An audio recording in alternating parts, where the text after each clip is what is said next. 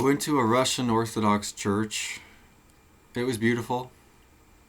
My church, I go to a Romanian Orthodox Church. The priest was out of town, so there was no mass this Sunday. So we had to go to a different church. So I went to a Russian Orthodox Church, and it was beautiful. There was icons all over. Icons are like pictures of holy persons, saints, or Jesus, or Mother Mary, but they have or others, but they have the halo. It's like a gold ring around the head.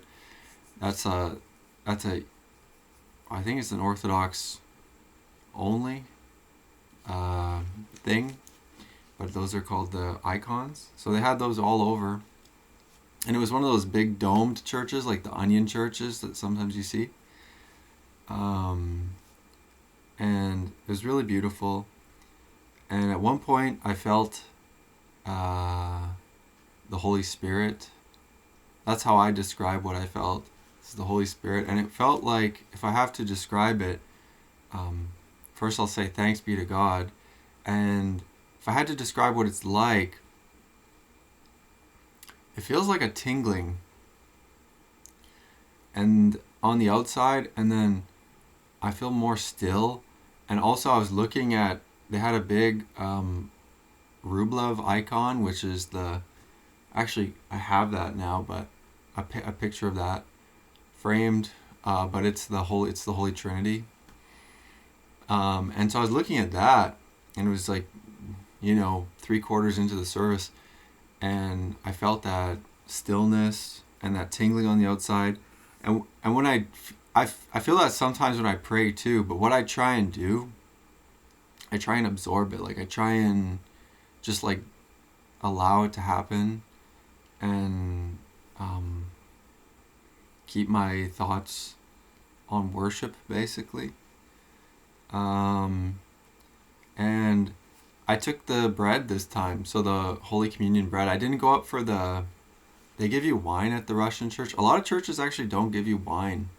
They used to. I remember when I was a kid, I remember going up for the wine, and I'm not sure if I took it when I was a kid, but you used to sip out of a cup that everybody took a sip out of, and then there was a whole thing about germs, and that's what everybody's mind goes to. But even when I was a kid, I remember people, like, even, I think, in my family were talking about the germs aspect, but now they do like a little spoon, and they give you a little bit from a spoon. I think they just drop it into your mouth, and then but I didn't go up for that because I'm not chrismated yet. I'm just a catechumen. You have to be chrismated, and then you would have to be baptized if you're unbaptized, but I was baptized in the Roman Catholic Church.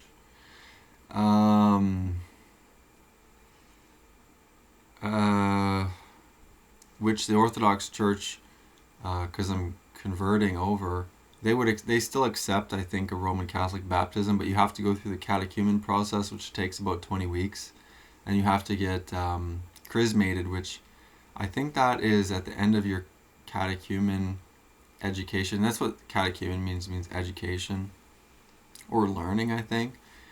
I think it's education. Then I think they will chrismate you, which is like oil. Maybe they'll put like oil on you and say something, or a special initiation prayer or blessing. I'm not too sure. I'm still not 100% sure on that. But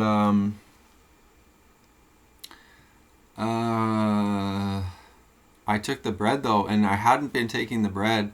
That's like the body of Christ. The wine is the blood. And it's in reference to the Last Supper, which is in the Bible. Jesus says, take this, eat of it. This is my body, which I give up. I forget actually the exact words that go along with that, but there are exact words that go along with that.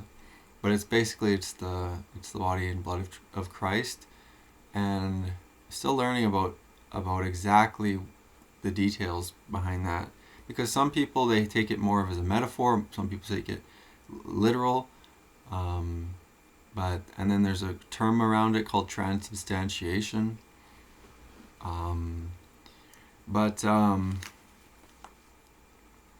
I hadn't been taking the bread before at my other church, but at this one, one of the, like a Russian woman comes around with the tray, and then I knew somebody who was there, and they said that it was okay to take it, so I took some, and I'm happy that I did.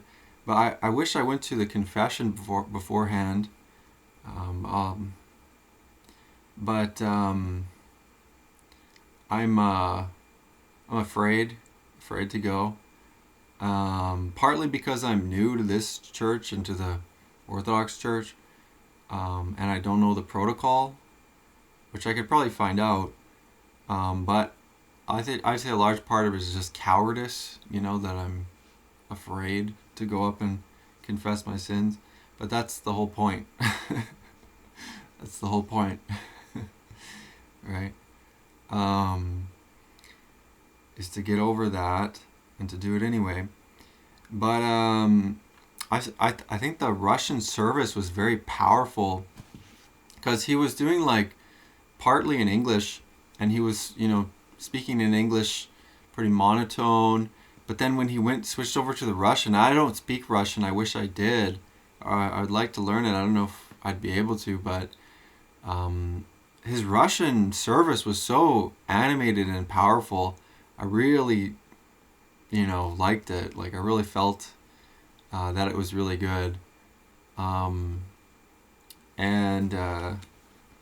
just from the way he was talking, even though I didn't understand it. But yeah, I would try to go to confession next week at my other church when my regular priest is back, but I'll look it up first to see if I can go. This church at the Russian Orthodox Church was 2.5 hours, so it was a pretty long service, and it was all standing. So I would say, my back and my legs were getting kind of sore, especially my back, because I have a back issue. But yeah, it was a long service, and a lot of it was in Russian, and I don't know all of the protocols, like what exactly you do. So I did feel a little bit like I wasn't, didn't know what to do at certain points. Like I was, crossing myself and then trying to figure out like when to cross and bow, and but anyway, I knew at certain points, but other points I wasn't sure, and other people were doing it. But I'm sure they don't care, or they it's something they've seen before. But the other thing I really liked was the singing. There's oftentimes at these Orthodox churches, like, the singing is so beautiful. It's one of the best parts, because it's just this really beautiful singing of praise, and I would say it's like it harmonizes with you. I don't know how to put that exactly, but it harmonizes with you, and it's uplifting, and it you feel very good, and it's just like, it's very sweet. Like, it's like angels singing, and I don't know who was singing, but it's just like there's people up in the balcony, or they probably have a name for that, but it's above where the people are standing, and it's these women who have really beautiful singing skills.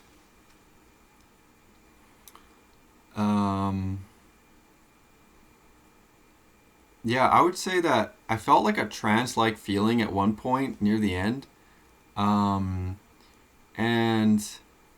this trance state is a studied phenomenon. And it's not necessarily a bad thing, I think. Sometimes people can hear that and they might think it's a bad thing. But I don't even think it's unique to church. I think it's something that happens to people, it's a human phenomenon. But yeah, those are my thoughts though. And I think people can go into a trance-like state on doing like many different things, but I would say social media would be one. Video games can be another. Working, like doing certain work if it's repetitive. I think that people can go into a trance-like state, and I think that it might be more that certain people are more predisposed or inclinated toward it than other people. But it's probably something that almost like anyone could enter into under the right circumstances, perhaps. And there was a beautiful Russian woman there, but I did not stare, and I made a conscious effort to not stare and to just focus on the service. And the talk was actually on sexual immorality and the prodigal son. But the sexual immorality part, it's a good reminder for me because I talked about this before quite a bit, but I've struggled, with that sexual immorality. And he was just saying that it's you're sinning against yourself, basically, if you're practicing sexual immorality. So obviously that's like pornography use, masturbation, these things. Probably even like overly engaging with sexual thoughts too. That's a tough one too, because sometimes those just enter into your head and it's like you have to fight them off. It's a tough one, really. That one can be extremely tough, actually, especially like at nighttime, something like that. But obviously some people probably have a better hold on it or control, but other people, it could be really difficult. Seriously, speaking from experience. But obviously, it's something to be resisted and practice self-control over, which is a lot easier said than done. It's hard to do that. But yeah, and then the other one was about the prodigal son. I would have liked to hear the Russian talk or homily about that, but he talked about it in English too, and he was just saying about like going on the wrong path, and then like realizing that if we've gone wrong and admit it or come back, something like this, and that made sense to me.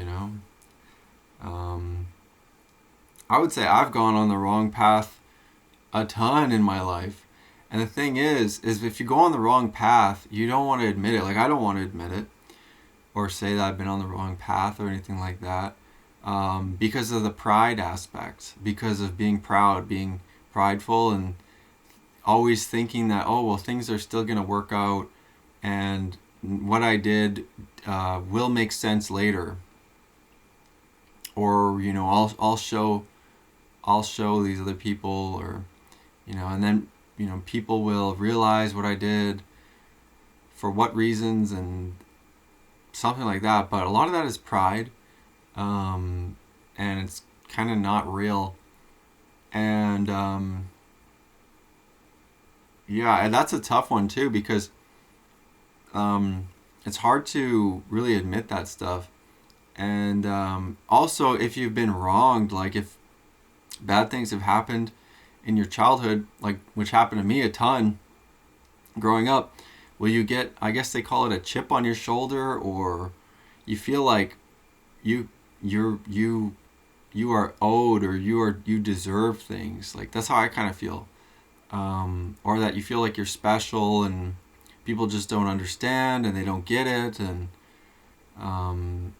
so it can really lead to a really bad case of pride, like extreme pride, where you just go off into a direction to prove something, I guess. But yeah, it could be not good. And I guess that's the idea about the prodigal son, is that you have to come back. He comes back eventually.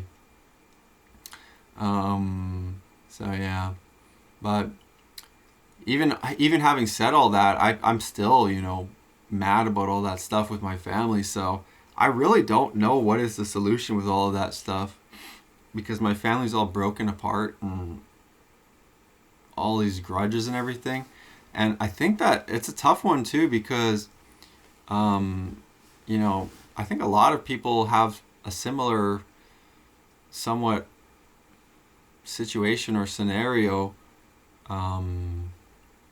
But yeah, it's honestly, it's a tough one, because um, it's almost like the whole hierarchy is busted up and the family unit is destroyed in a lot of cases. But I don't really know what the exact answer to that one is, to be honest with you.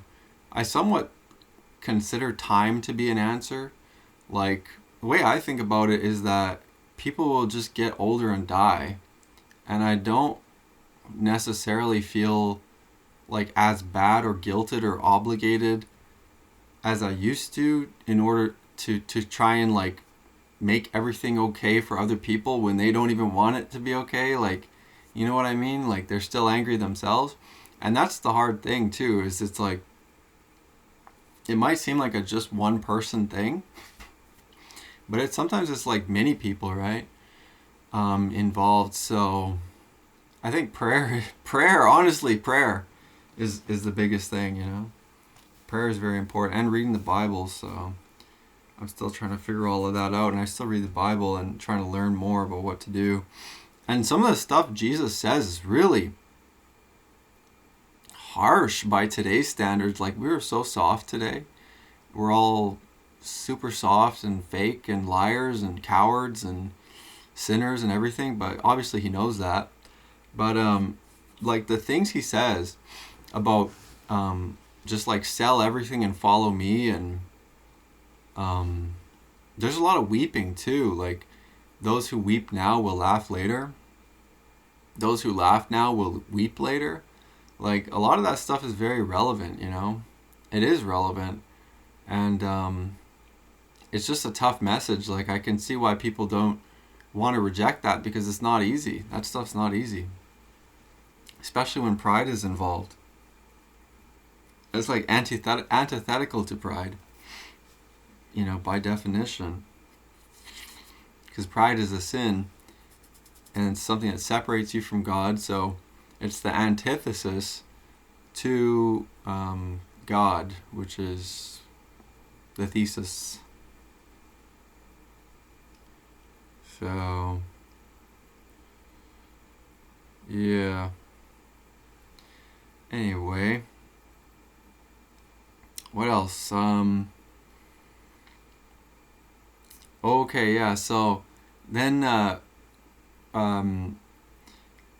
so I hesitate to say that I'm making friends, but there's these people at the church that I'm getting to know more, and we were going to go to somebody's house and have like just tea and lunch and talk, but then there was a change of plans, and it was like a whole group of people got invited, fairly young people, in the age of between, I guess, 18 to probably my age, like 30 or in their 30s, but they got invited to to an older woman's house, older person's house, and for tea and lunch, and it was a lot of people. It was like 15 people or something that were there, and this older lady, she just invited everybody, and it was very nice. Like, the way she set it up was really nice, and I was hesitant to go because I wasn't sure if it was like I was getting roped into something and it was going to be uncomfortable or awkward, but and yeah, it was a lot of socializing as well, like with a lot of people whom I didn't know, and but it actually it was uncomfortable at certain points, but it actually was very special because it's unusual, like, you know, not something that happens all the time, and it was a good experience, thanks be to God. And it was very kind of that old woman to invite us and put it on like that, and yeah, so and the food was good, and I actually brought something to give, like a fruit container or whatever with some different fruit in it cut up, and yeah, it was really nice, and everyone was just talking, and I really don't have great social skills. Like, I can't really assess how people are feeling or anything very well, and I don't really know what to say or talk about, but I felt like I had some good conversations, and also I just tried to say what was true. You know, that makes it a lot easier, actually, if you just say what's true. But the thing is that it kind of upsets people, and so there were some points where I think maybe some people were getting upset, or feeling uncomfortable. But I just said, you know, it's all real what I'm saying, and I wasn't trying to be mean or anything. But I think that's important, just for people to talk about what's real. Like, if you think about it, you know, we're all adults, we're all over 18. People kind of have to know what's going on in the world and the real world. Not to say that you should be obviously on purpose trying to make people uncomfortable by talking about topics that are, you know, just brutal or very negative or whatever. But if it's the real world and it's like on balance and it fits into the conversation, you know, if people are alluding to something and there's a real answer, I think it's perfectly fine to just give the real answer.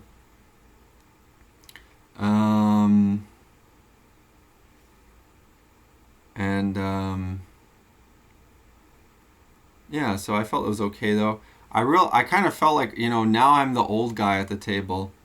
Um, you know, young people now, they say "unk," but yeah, because I'm older than everybody, and but I also kind of realized, like, I need to set a good example too for the younger men, and that, I think, is through honesty and humility. But yeah, but it's like little things too, like if there's a kind of an awkward moment when you first see somebody, I just say hi, nice to meet you, and I say my name, you know, and then they say their name. It's like just sort of these things, right? Like going first, like that's literally what it means to be a leader. But yeah, so yeah, one thing that I wish I did was I wish I thanked the host before I left. It was really nice of her to put all that together, but I think she was sort of busy, and I sort of said goodbye to everybody when I left. And most people were already leaving at that point. But there was like the elderly people there, like the old woman, and there was other old people there. You know, they love to entertain, and they love those sort of big events, and you know, they love to put stuff on, and it is a lot of effort, honestly. Like, that's a lot of effort, and so thanks be to God, and thanks be to her for putting that all on. But I think that they set a good example too, like these older people, because it's like, you know, she has a house. I guess her husband passed away because she was showing us photos. He died in 2020. But, you know, she has a house. She has an entertaining area in the basement. She set it up very nice with, like, icons all over the wall. I guess her husband did that. And she set it up with a table, with another area with chairs, and they had like food ready, and we said prayers at the start, and there was singing, and so thanks be to God. And I just think that's like a good example, because, and the reason I point all of that out is because young people don't really do stuff like that. Like, it's almost like dying out or lost. Like, young people have kind of a lot of young people, they have kind of a obviously, but a flippant attitude. But it's like something that you kind of need to grow out of, because if you don't set stuff up, if you don't make things happen, then things don't happen, and people just sit at home on their phones, and they go straight back to their to the internet a lot, and that's not really what life's about. So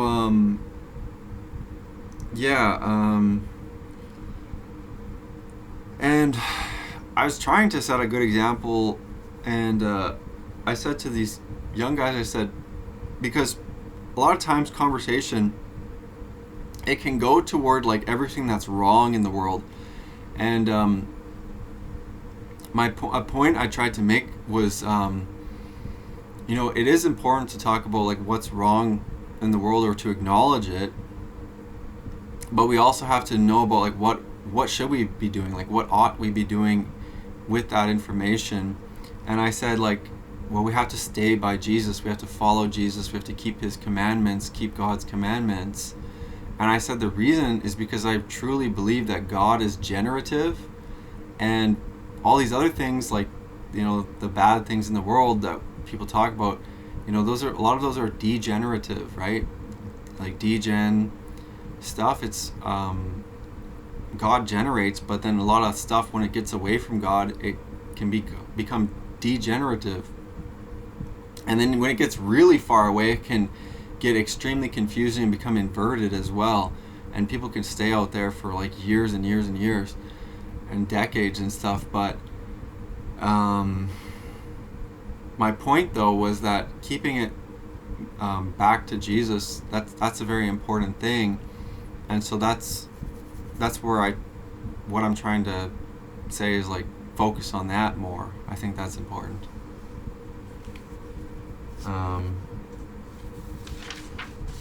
So anyway, that being said,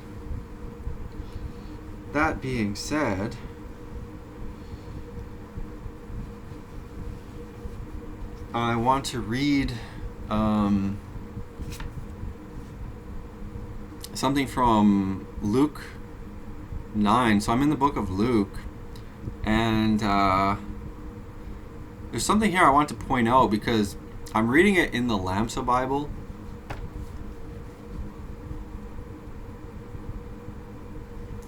So this is from the Aramaic Peshitta. So the Aramaic, and a reason I kind of wanted to read this version was because Jesus spoke Aramaic. So Jesus read the Bible, like he read the Torah, he read the Old Testament, and he spoke Aramaic, although there are different dialects, and there were in his time, but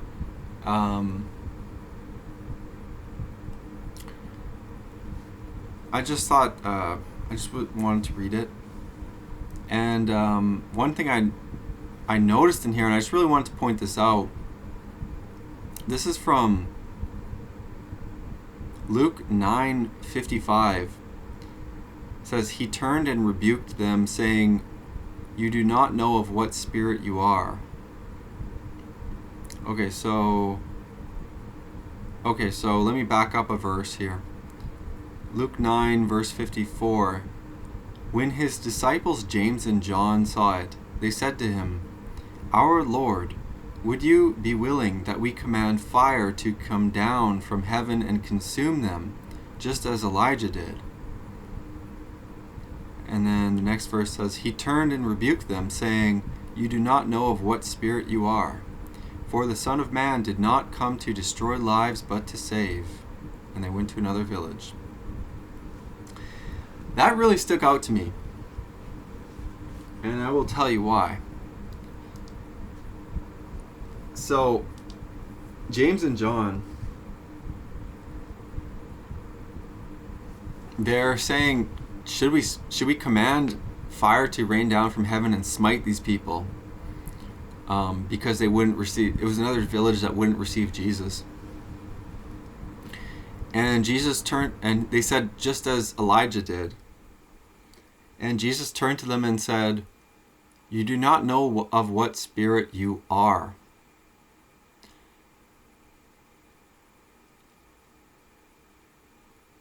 That confused me, because what spirit?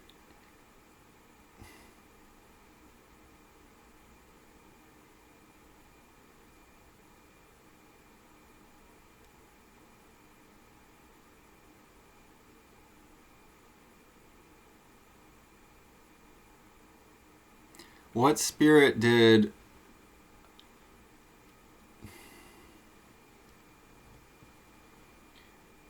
What spirit was Elijah of? Was Elijah of the same spirit as Jesus? Or is it James and John that are just misinterpreting of what spirit Elijah was of? So I was confused about. And then I looked it up. I have 2 other copies of the Bible. And you can also get every copy of the Bible online, obviously. But I looked it up in my other copies, and in one verse, like the NRSV CE, the Catholic, New Revised Standard Version Catholic Edition, that verse is completely cut out. The "you do not know of what spirit you are." It just says Jesus rebuked them. So that's completely cut out. And then I looked in the Orthodox Study Bible that I have, like that's from the New King James Version, and it changes it, and it says, "You do not know what manner of spirit you are of."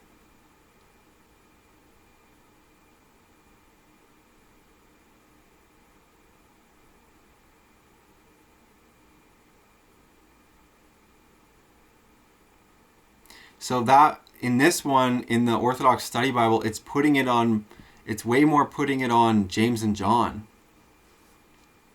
Like, Jesus is rebuking them in all the versions, but he's saying something different, or at least it's being interpreted that he's saying something different in the Lamsa Bible. He's saying, "You do not know of what spirit you are." And then in the Orthodox Study Bible, New King James Version, he's saying, "You do not know what manner of spirit you are of." These are very different, like, these are important distinctions, and I just wonder about it, because it's more saying, like, in the Lamsa Bible, it's leaving it more open to the interpretation that, the possible interpretation that, "You do not know of what spirit you are." It's leaving it open to the interpretation that there was a different spirit that Elijah was of, that rained down fire from heaven to consume people, and that's not something that Jesus would do. It confused me. But I'm not going to go with that interpretation. Although I've heard that interpretation before. And this is where it gets, like, really confusing. But also, it's almost like too much. It's like, I don't know how to put this. It's like territory to tread carefully in, because I've heard other people say, or I've heard like this is the whole Marcionism thing, which was a heresy, but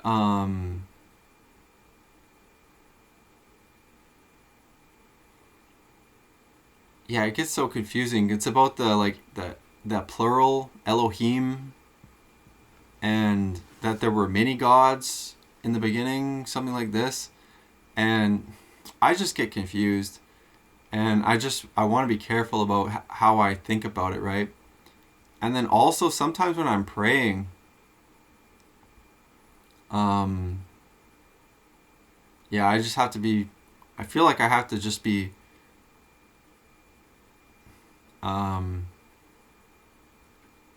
fearful and reverent and humble, like have meekness. Anyway.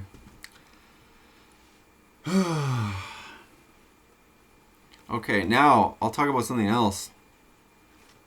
And this is related. And this is serious, okay? So, alright, so I'm reading this book, Orthodoxy and the Religion of the Future, by Father Seraphim Rose. And so he's talking about, in chapter 2, the power of the pagan gods. And so it says Hinduism's assault upon Christianity. And there's a quote from Psalm 55:5. It says, "All the gods of the pagans are demons." And then I'll read this part, and it says this is from like a convert to Orthodoxy who used to be into Hinduism, I think. This is written by. He's just quoting that person. And, okay, so they're talking about like what Hinduism believes, kind of thing. He says, "But they too have found their way into this country.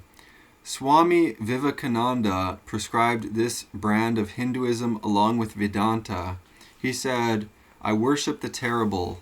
It is a mistake to hold that with all men pleasure is the motive. Quite as many are born to seek after pain. Let us worship the terror for its own sake. How few have dared to worship death or Kali. Let us worship death.'" Again, the Swami's words on the goddess Kali. "There are some who scoff at the existence of Kali. Yet today she is out there amongst the people. They are frantic with fear, and the soldiery have been called to deal out death. Who can say that God does not manifest himself as evil as well as good, but only the Hindu dares worship him as evil?"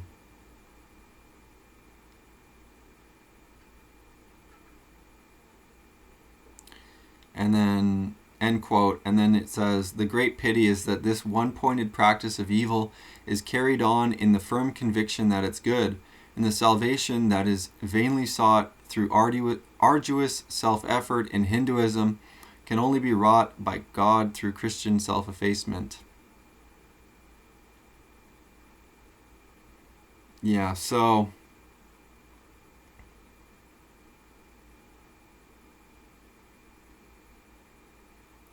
there's an editor's note. It says, "Few even of those most desirous into entering into, quote, dialogue, quote, end quote, with Eastern religions and of expressing their basic religious unity with them have any precise conception of the pagan religious practices and beliefs from whose tyranny the blessed and light yoke of Christ has liberated mankind.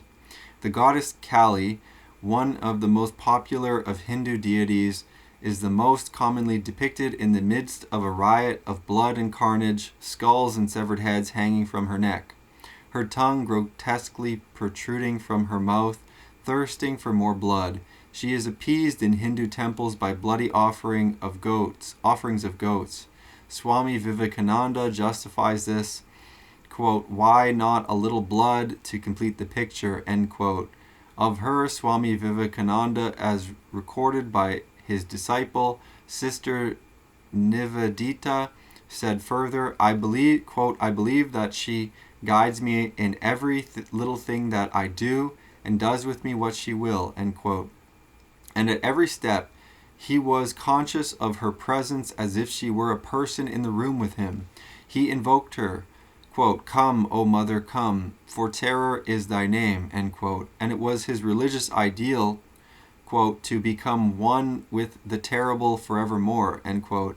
Is this, as Metropolitan Georges Coudray tries to persuade us, to be accepted as an example of the, quote, authentic spiritual life of the unbaptized, end quote, a part of the spiritual, quote, riches, end quote, which we are to take from the non-Christian religions? Or is it not rather a proof of the psalmist's words, the gods of the pagans are demons? Yeah, I think it's true. If you just listen to that, I'm like, so they worship death, like in Hinduism, and it's like a lot of people just don't even have any idea of what Hinduism is, except for Hindus. I know I didn't, and no one talks about it or tells you anything either. They just tell you to be multicultural and multi-faith. Nobody tells you what they believe. And they worship, at least Swami Vivekananda and that, whatever Hinduism, his followers, or he endorses, you know, because I don't know everything about him, but they believe in Kali, K-L-A-I, or terror, or the goddess of death, or the goddess of terror, something like this. And he worships, he's like, I worship this. And yeah, they worship evil. Like literally, they worship evil. That's the thing. They think like that's a good thing. And I used to listen to that actualize.org guy all the time, and he was just like into everything. And it was hard to really understand what exactly he was really trying to say, but he was always talking about God, and he was always talking about enlightenment and spiritual experience and meditation and everything. And I was very interested in this stuff, but no one would talk to me about any of it. And you know, and I never really shared too much with people because I didn't want people to make fun of me or something like that. But because nobody would talk about anything ever, basically. But it was like anything important. Yeah,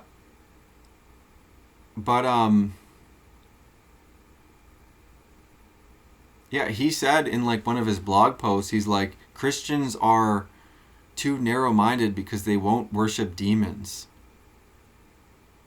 It's like, what? What are you talking about? And that's the thing with these like a lot of different religions, is that they basically they want to embrace contradiction at some point very early on. Now, all religions, including Christianity, have a self-referencing aspect to them, a circularity. But for Christians, it's at the level of God. It's at the level of the Holy Trinity. And that's why it's a mystery. So when you go to the highest level, quote unquote highest level, let's say, you can't really put it into words very well, into like logical words, let's say, because it becomes ineffable, meaning you can't describe it. But in other religions, like, they just want to embrace contradiction like very quickly. And yeah, so in this one, there's like, it seems like there's no good and no evil. It's just worship everything, worship yourself, worship Kali, you know. But this is what the Psalm 95 verse 5 is saying, is all the gods of pagans are demons. So that's pretty freaky. And the thing is that there is power in that, although it's a limited power. But it is true, and that's the thing that kind of is like, I don't know how to describe all of this very well, but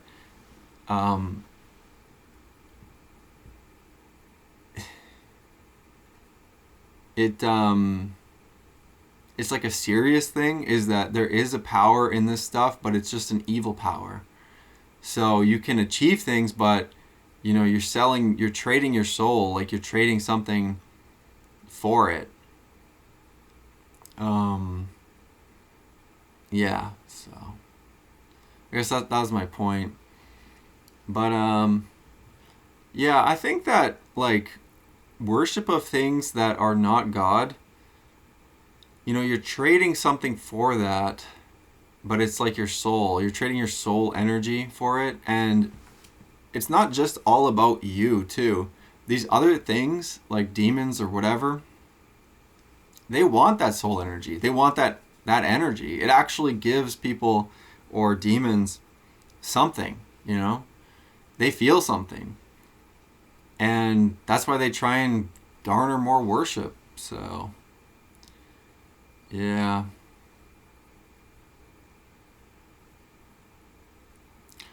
Yeah, pretty serious topic, I'd say. It's like the most serious, actually.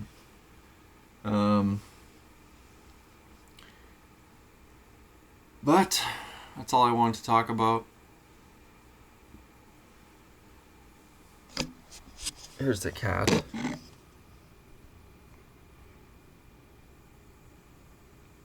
He's a good little kitty. Thanks be to God for the kitty cat.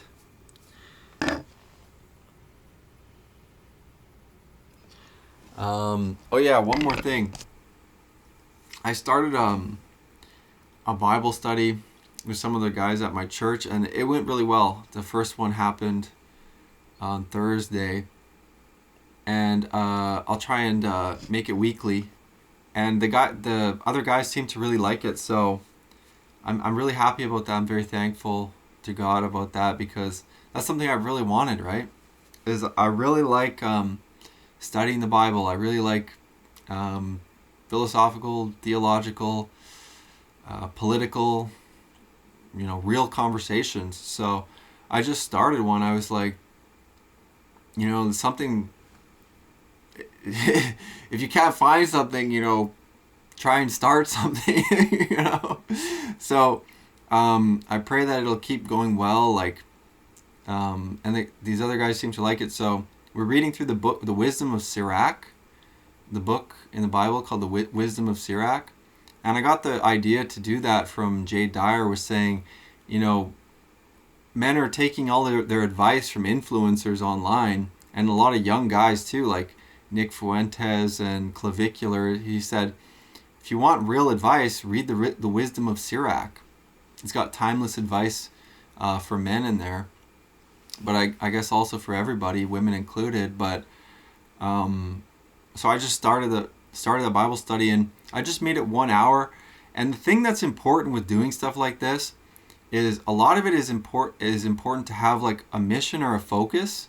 And so that is for me is just to read the Bible with people and discuss. That's the mission, that's the focus. And then the other thing that's important is consistency. So I said it'll be 1 hour on Thursdays at 8 o'clock and recurring weekly. That's a really important thing.